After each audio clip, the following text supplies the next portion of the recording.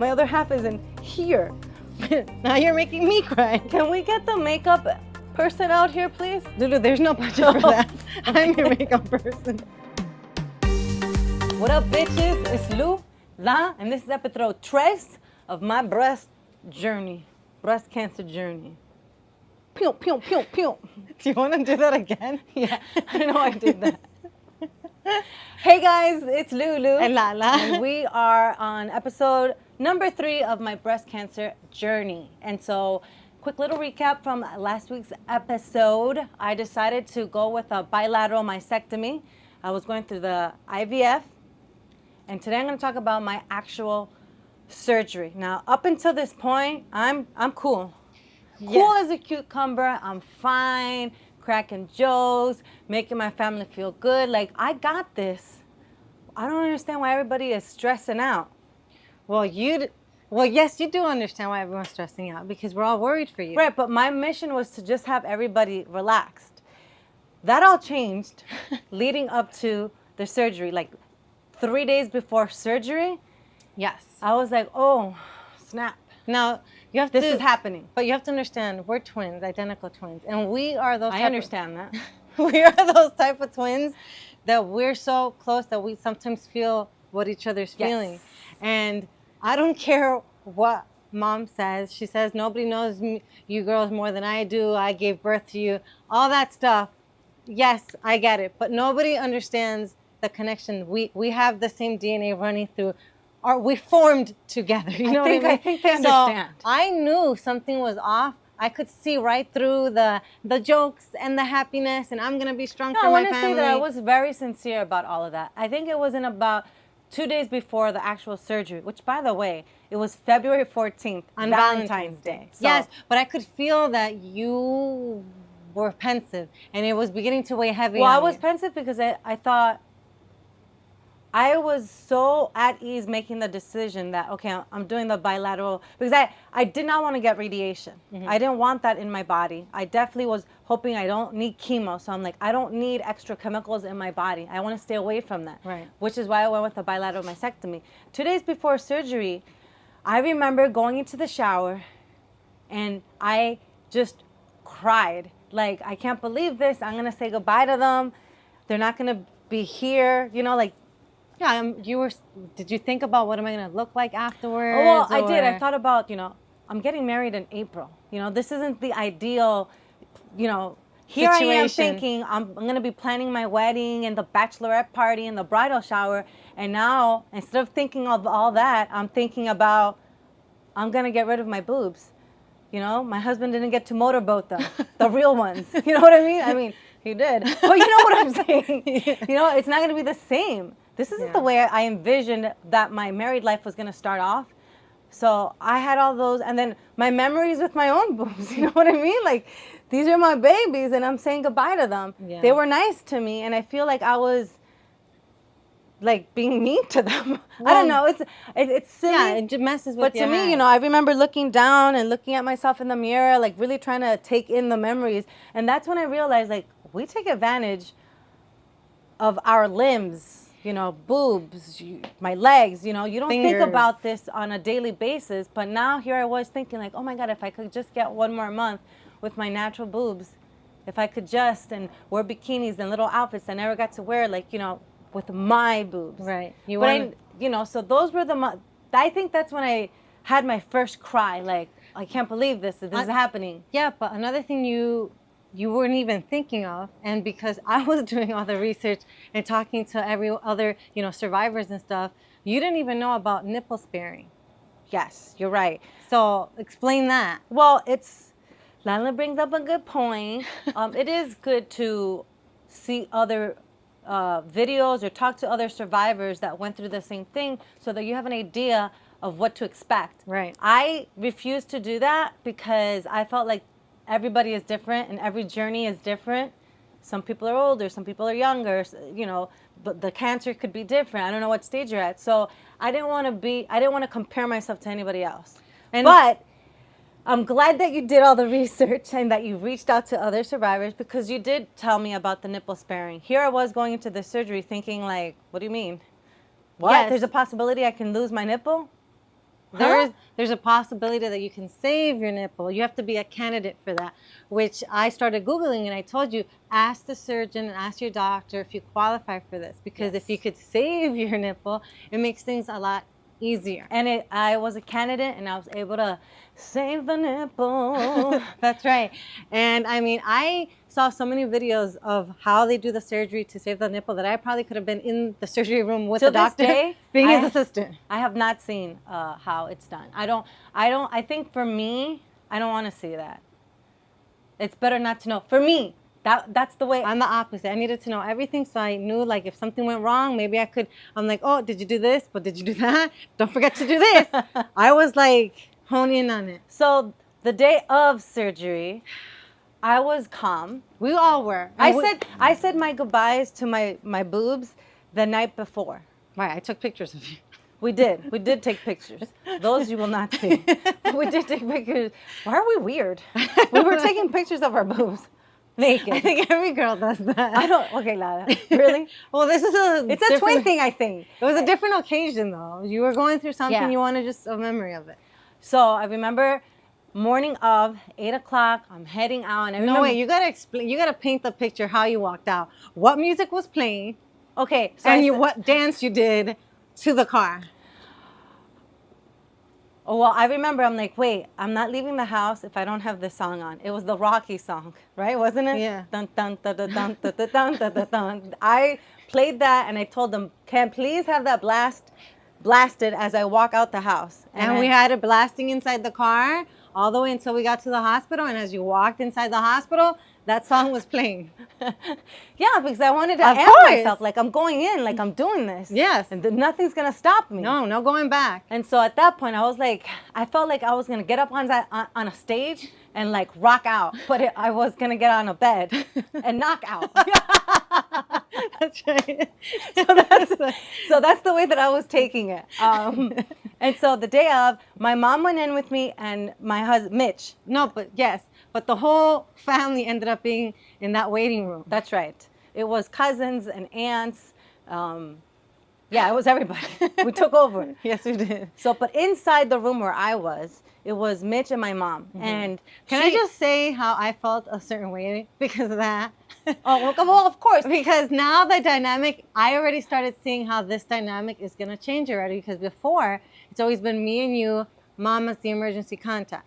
Right. And now, it's Mitch and my mom. Why do you say it like that? And what about me? You know, I was like outside, like a lost puppy wanting to be inside the store, and I'm out there like, don't forget to call me or keep me up to date. I know, and I felt that way too. Oh no, I'm not saying to make you cry. No, I know, but I did feel that way too. Like, oh, she's not here. Not that I'm not. No, I didn't say that to make you cry. Not that I'm not happy that Mitch wasn't there and my mom, but you know, it was like, okay, my other half isn't here. Now you're making me cry. Can we get the makeup person out here, please? Lulu, there's no budget for that. I'm your makeup person. We don't have budget for that yet.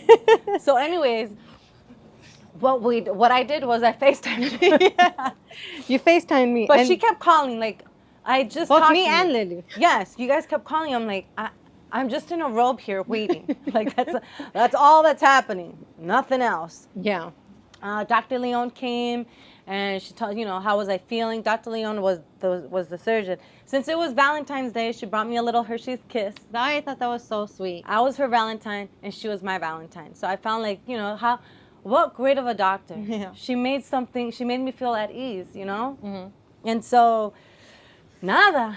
I think it really hit me when they took me out, ready to go in, and that's when my mom came, my dad, you, Lily, Mitch, you guys were all there saying, you weren't saying goodbye, but you were kissing me and you were hugging me. And when I finally looked up and realized they're saying goodbye, I thought, maybe this might be a goodbye. Because, oh my God, why would you say that? Well, because with surgery, you just never know. Anything can happen. Nothing is guaranteed. So I'm looking at them and I'm like, okay, this has hit me now. Like, this is... Don't ever say that again. Well, I am saying it because that's how I thought. I'm like, anything can happen. What if this is the last time I see them? You know, a lot of thoughts go through your mind when you're on that bed knowing you're going into surgery. And then I thought to myself, you know what? If something were to happen, Can you stop saying that? I'm not going to Like, stop this girl saying doesn't it. get the... I'm not going to say it because that's how I felt. You want me to be real? That's how I felt. I thought, all right, well, if something were to happen to me, I'm very satisfied with the life that I lived. I'm very grateful. You know, I got to travel. I did what I love. I have a great family. That's what I thought.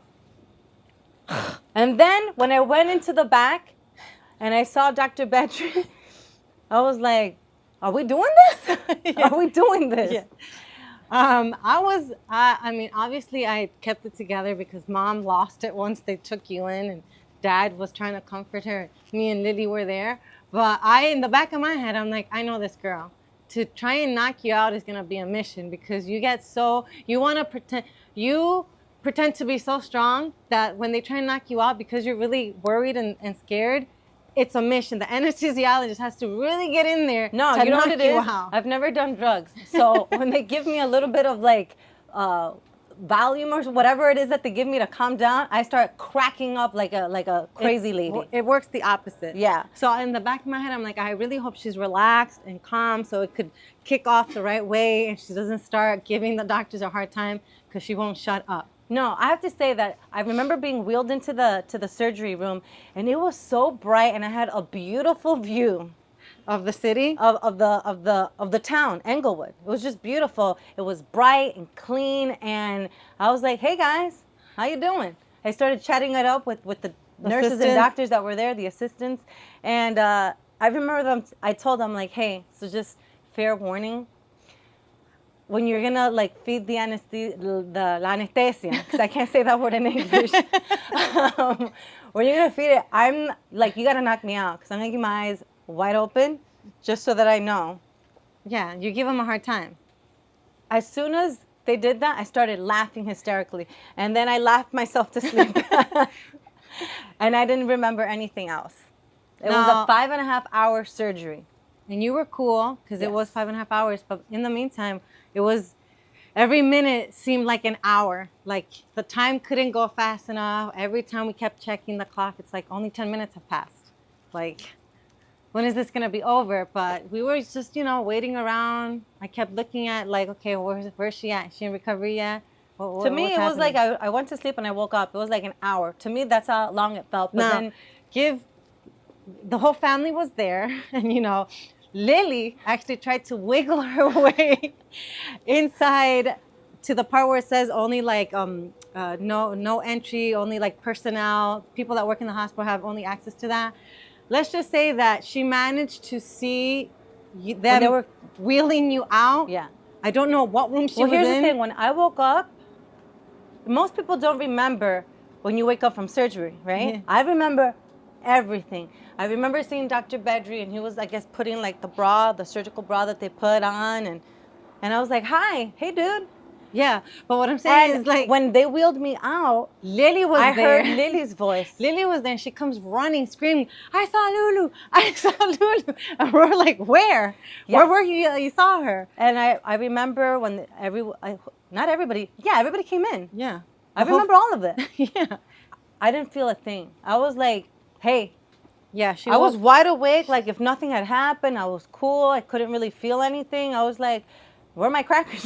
Yeah. Where's my orange juice? Like, where's my food? I want to eat." Yeah, and that was so like, I could finally like, cause we were all kind of like tense the entire time when we finally got to see you, and you were just Straight chilling. straight. I do remember that. I was just. We were chilling. just like, wow, this girl's a trooper. You didn't complain that your head hurt, that you were in pain, that you were uncomfortable. You didn't complain about not once. To this day, you've never complained. No, and then You went home that same night. I went home that same night, but I do remember dancing. Yes. Right? No, that was the following day. No, I danced when I suited up to go home that same night. I danced that's right. by the bed I was That's at. right, you did. Yeah. Yeah. I danced salsa. Yes, you did. Which is a good sign, because I was just like, yes, she's gonna be fine. So overall, it wasn't as bad. No, you did have. I had drains. You had 2 drains here and another 2 drains down here. That's right. They had to take a couple of lymph nodes, about 7 lymph nodes out to make sure that I wouldn't need chemo, which I didn't. It didn't spread. Yeah. So I was good. So yeah, I was walking around with 3 drains.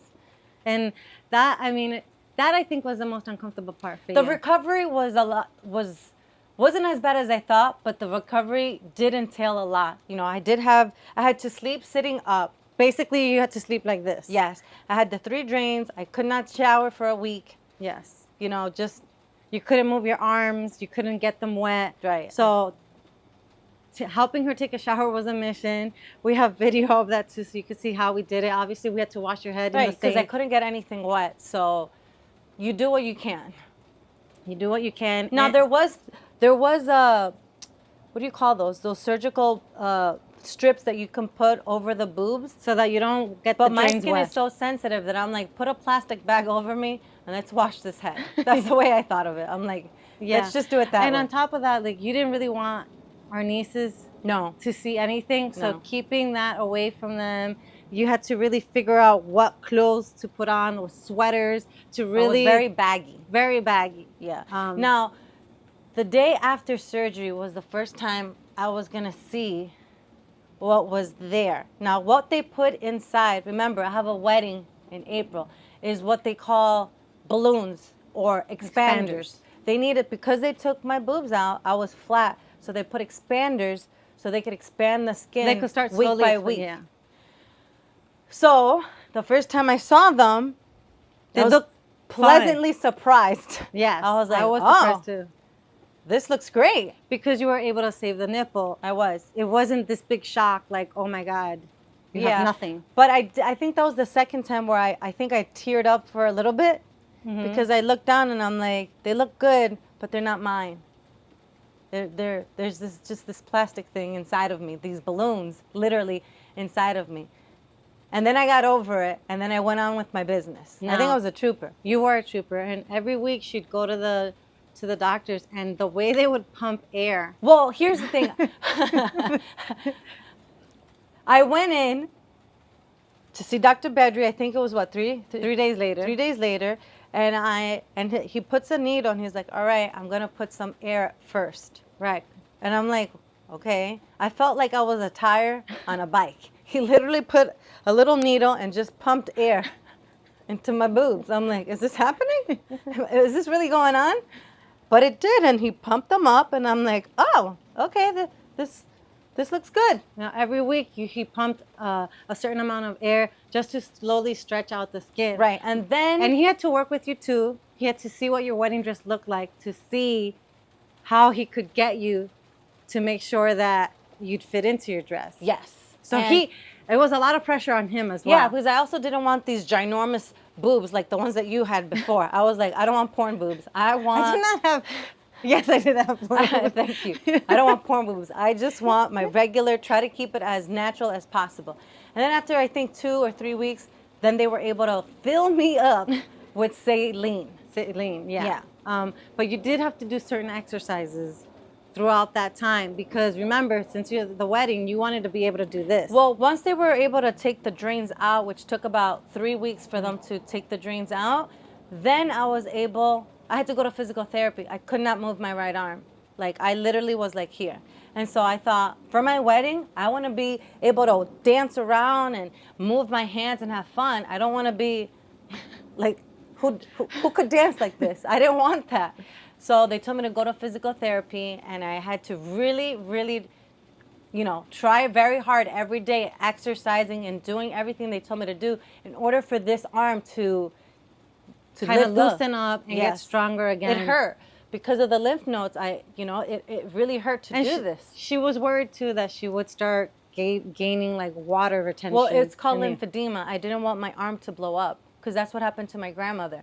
And But- so, But Mima was 90 years old, dude. yes, I know. There's a big difference. But in age. it could have happened. Yeah. So I was really trying my very best to do my exercises, drinking water and green juice. Yes. The importance of exercising the day after surgery at 7 a.m. She's already running in circles, not running, but walking in circles in the living room, Yes, I was. which was a little bit over the top. He had to actually slow you down because you forgot that your body took a hit and Yeah. it needs time to figure itself out. Yes. you have to pace yourself. The doctor did tell me, you're the type of patient that I need to wheel back. Yeah, because you're going at 100 miles an hour and you really should be going at 15. No. But nonetheless, I was able to raise my hand for the day of the wedding. That's right. It was like that was my mission for the wedding. Raise my arms and say, thank you, I'm here. What did you feel though when you saw yourself? Once the air was pumped, they filled it with saline. What was the difference from the first time you saw yourself to, okay, this is what I'm going to be rocking for a few months? I'm not going to lie, the expanders aren't as comfortable. You know, I could feel certain places. Well, there's the ports where I could feel that. So it was kind of like, it felt like a big bruise that wouldn't go away. You know, when you have a bruise and you keep pressing it and it hurts, that's what it felt like in different areas of the boobs. I was very grateful. That's how I felt when I finally looked at myself and I'm like, this is what I'm going to be rocking for the wedding. I was grateful because I imagined something completely different. And, you know, Dr. Bedri and Dr. Leon, they're the dream team. I, honest to God, did not think I was going to look as good as I did. Yeah. And the fact that I fit into my wedding dress, you didn't even have to I shouldn't have bought. I did buy a second dress because my wedding dress, I'm like, is this going to be heavy? And are these balloons going to be able to carry my wedding dress? You know, can you imagine I'm walking down the aisle, the balloons pop? Because that could have happened. Or it could have shifted.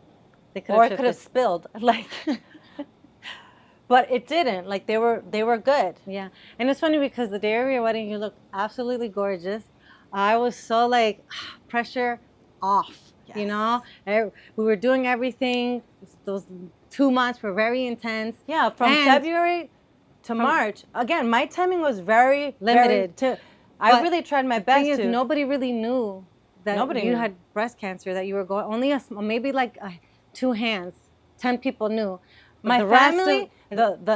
So everyone at your wedding had no clue that you had expanders on. They had no clue that you had gone through what you had just gone through. No. Nothing. That's how great of a job the doctor did. Yes. Effort. It was just flawless. Yeah. And I was so happy. Honestly, I thought it was, with such a small time, I was able to do all of it. I was able to do IVF. I was able to do my surgery. I was able to go to physical therapy. I was able to have a bridal shower. You were able to have a bachelorette party. That's right. We couldn't travel, and the plans that I had originally, the bridesmaid we had created, we had to slightly shift things around to be able to accommodate you. But we had a good bachelorette party. We did. We had a good bachelorette party. And that's what I'm saying. In such a small amount of time, I was able to do a whole lot and feel good. I never felt bad. This is why it's important to have... I was never in pain. No, you didn't. I never felt any pain other than the slight... It was more discomfort. Yeah. That's what it was. It was more discomfort. But my nipples didn't hurt. I could actually feel my nipples, which was a good thing. Am I right, Mitch? So just honest to God, I'm very grateful with everything. Yeah, and this is why I say it's so important to have a great support system, because we were maybe overly there for you. We always made sure you're good. Do you need anything? I remember something. What? One of the things I did notice, and I know that you guys didn't do it on purpose because you were trying to help me, was I could, Lala, Lily, my mom, my cousins, they would have their group chats, and they would talk to themselves about me, and I'm standing there hi. I know you guys are talking about me. I know you're not saying that. I am. I know you're not saying that. Because I'm guys, I don't want to be treated differently. Just tell me what you're saying. Do you forget what you told us? That you didn't want to know anything. About the bridal shower. What do you think we were talking about? I don't know. We were talking about bridal shower and surprising you for your bachelorette. Oh. In your head, you thought we were having side conversations about you. We were. But about your bachelorette party, to surprise you. You didn't know what the plans that we had. Well, you guys didn't make me feel nice when you guys were because you made assumptions in your head. But I do remember that I became a little, because I was nurse Lala. I was not your twin sister. I was not, a radio personality. I was simply Lulu's nurse in those few months. Obviously, and I became very protective in how we would clean your drains, how we would shower you, Like, I'm the only one Yeah, that can do obviously that. there's a process when you have drains.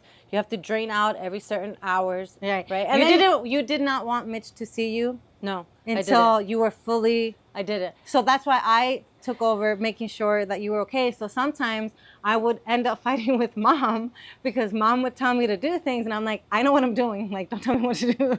And so we would be very nitpicky with one another. Yeah, and I was in the middle. I'm like, okay, you guys are supposed to be helping me out, and you're not. You're stressing me out because y'all are fighting.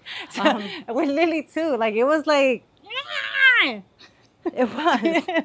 I do have to say thank you so much to Mitch because I didn't let him see anything. And he was like, why? I don't care. You look beautiful. I don't care if you wanted to stay flat without anything. Like, I love you because of you, not because of any physical or anything like that. But I refused for him to see me. I'm like, no. And I think that's like a woman thing, you know? Like, you know, I don't...